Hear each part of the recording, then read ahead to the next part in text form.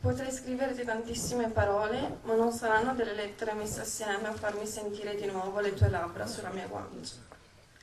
Quando hai bisogno di me chiamami, che li prenderò a botte io. Così mi dicevi e vorrei che lo facessi ancora. Non sono perfetta, Ricky, lo so. Sono stata assente. Ho rischiato la vita per 3 anni togliendoci tempo per stare assieme. Però non ti ho mai lasciato. Non ho mai pensato di lasciarti. E sono sicura che neanche tu avresti mai voluto lasciare noi. Forse eri troppo concentrato a proteggere gli altri e non ti sei protetto abbastanza in quel maledetto giorno. I tuoi gesti valevano più di 1000 parole, Ricky, ed io ho solo paura di dimenticarti, di dimenticare i tuoi abbracci e di non sentirmi più come mi facevi sentire tu. Sei il regalo più bello che mi sia mai stato fatto.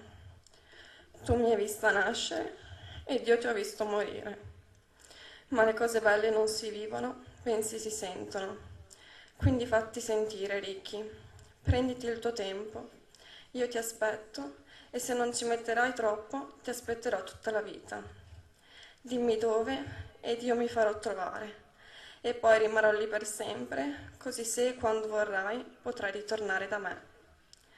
Ti prego, Ricky, stringimi, abbracciami, baciami e dimmi ancora che sono la tua piccolina. Te lo prometto che io vivrò per te, vivrò per noi e vivrò per il nostro amore. Fai buon viaggio, piccola grande aquila.